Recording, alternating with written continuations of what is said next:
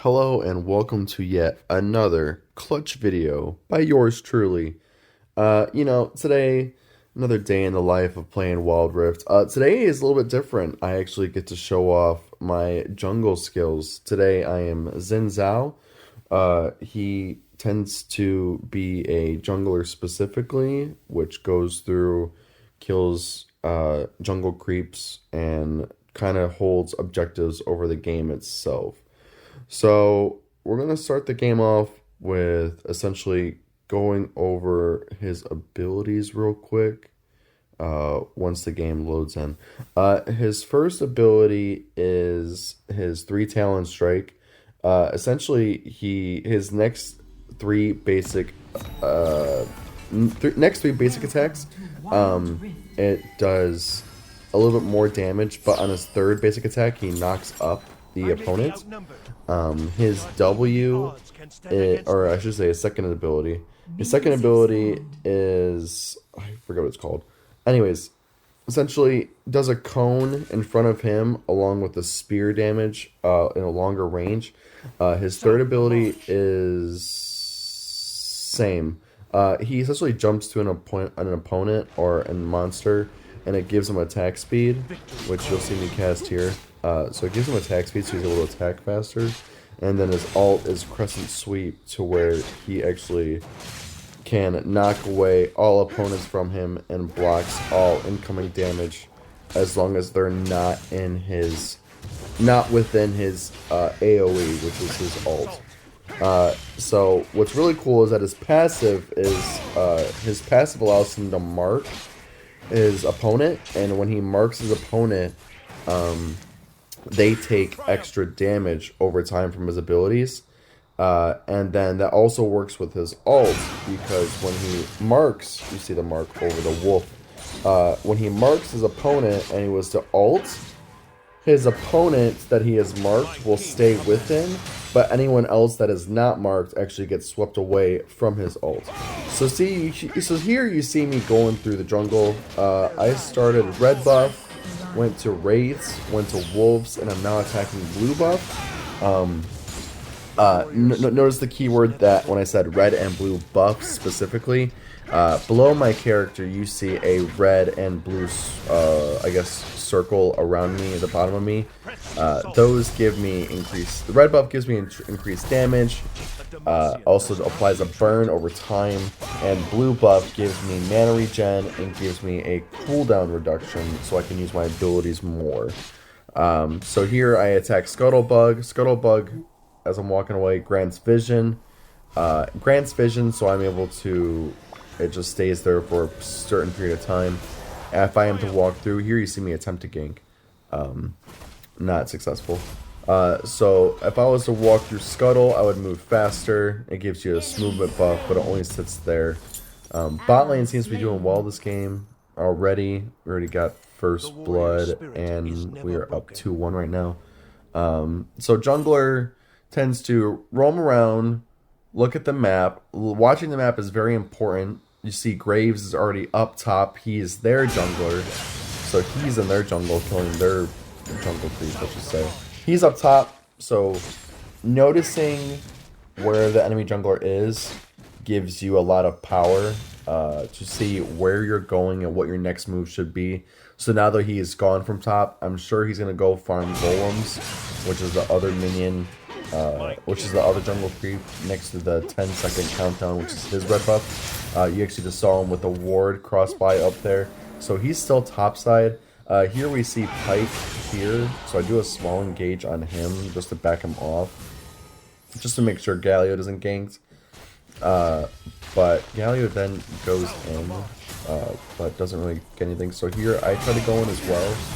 You see my my second ability, do the range spear. So just run around now. We're gonna go back to wolves to kind of farm them. Specifically, you just want to keep farming. Just because, gold wins games, but so does grouping as well. Jungling is not, I wouldn't say it's easy, but it's also not easy because your team is very reliant on you in that sense. Here you see Graves ganking bot, and I know he's there, Pyke re-engages there, but they still get the kill on Graves. So here, I think I try to go in because I knew the Lissandra was going to roam, so I do actually engage on the Lissandra. For some reason, I messed up there. I could have killed the Lissandra, but I accidentally autoed the Pyke, and your auto, I should say your passive only works on one person. Galio then re-engages, and here you see me get aggroed by the tower because Galio walked out of tower range. I think overall that was just messy. Personally, I did not do well. Personally, that was very messy on my part. I messed up my own gank as well. So 0-1-1 for me. I did get an assist, so I got a little bit of gold. The exchange is still good bot lane because Vayne is still doing very well, so along with the Morgana. 6-4 right now. It's not too bad of a game start. Just not doing the best that I know I can be. I've played jungle before. Jungling was actually my main before I actually switched to support. I would say my best skill is being support, but being a jungler and AD carry as well. I've just played multiple roles in time. Here you see me not make the best move. I actually thought bot lane was gonna roam up with me because I did ping to go attack Dragon. They didn't follow suit, sadly, so kind of my own fault that I died there. I should have waited, honestly. I guess I was just being a little bit eager this game. Maybe a little careless on my part too. You really shouldn't go back to base and just kind of do what I'm doing, just wait for the item. I feel like that's wasting time because the game is, every second counts in this game in general because you are playing against 5 other people. And yeah. Anyways, go back to farming jungle, making moves on wolves, and then I'm gonna go get blue buff. And then we see there's an engage in their jungle with a Yone. He's kind of out of position, but Galio's still going in. And I see that they're fighting, so I try to rush getting blue buff to see if I can help out, which I do then engage. We a little bit all over the place, and then I ended up dying here as well because of Trist. Trist recalled bot lane because she recalled the base. She was actually able to come up because she was watching the map too. So again, watching the map is very important. You know, it dictates what moves you should make and what's next. So, not the best start for me right now. Good. Honestly, I think I kind of got carried this game a little bit. 0-3 is definitely not the start you want as a jungler. Just means you're behind. And I feel like I am behind. But with the engage, the exchange I had with Graves earlier, I think I'm not that far behind. Also, with jungling, monster jungle creeps, each jungle creep over time will give you a Hextech ability, which, as you saw, gave me 2 little orbs. That time was 2 orbs that went to find them, and it will actually cause them to be slowed. So we're now just rotating mid to bot because I see Galio still fighting Graves, so I'm going to try to see if I can help him out here, which I flash engage and do with my crescent sweep. I get the kill. As you see, I'm blocking Tristana's damage with my ult, but I still die anyways because it ran out of time. It only lasts, I think it lasts for like 5 seconds, if I remember correctly. So it's not a long time that ult lands, but still, even then, that was still a bad engage. It wasn't the best engage, it just wasn't. My autos for my mark were not done properly. Like, I'm just kind of not playing my best. Maybe it's because I haven't jungled in a minute. Maybe it's because I'm just not playing well. Maybe it's because Xin Zhao, I'm just not playing well with Xin Zhao at the moment. Either way, overall, we are still ahead. We do have a small gold lead still at the moment, so we're not too far behind. We just need to make sure that we're not we don't get super far behind. They're still engaging mid, and they're doing well there, so I can just continue to farm. Because I know I'm behind, I need to catch up at some point. So that's why there's a time and place to jungle creeps, and there's a time and place to help group with the team. So now is the time to group with the team because they are pushing mid. And then my presence there allowed Lissandra to not go in as well, so she had the backup. So small engagement Persona. I get the kill there from red buff because of the burn, so that was actually a good play on my part. I think I should have ulted first because your ult does more damage the more health they have, I believe. Gotta stop using it as a finisher. Push bot, not much to do.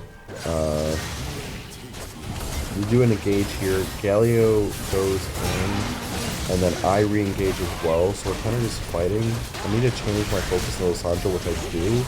Galio then ults me because I'm still there. I keep fighting the Nautilus because he's closest to range. Galio gets the kill there. Overall, I probably should have switched my focus to help the Galio there, but Yone is actually going to continue to fight him and gets the kill on him. So then now, being my role is to get objectives, and getting dragon is a very big objective for me. So getting dragons are very worthwhile. The first dragon that was in this game was Fire Drake. Each dragon gives a different ability once you get 3 of them. So for example, if I get Fire Drake and then 2 other dragons, after that 3rd dragon and we kill it, we get buffs from Fire Dragon, which I think, if I remember correctly, is increased attack damage and a burn. If I was to kill Mountain Drake first, which is what the second Drake was, if I kill Mountain Drake first and kill 2 other dragons, we get a shield, an out of combat shield over time. So when I'm out of combat, we get a shield, and then we engage combat. The shield goes away because you're taking damage, and then once you're out of combat, you then regain that shield. If it's Ice Drake first with 2 other Drake kills following, Ice Drake gives ability cooldowns, and I'm pretty sure it gives mana regen if I remember correctly. And then if we get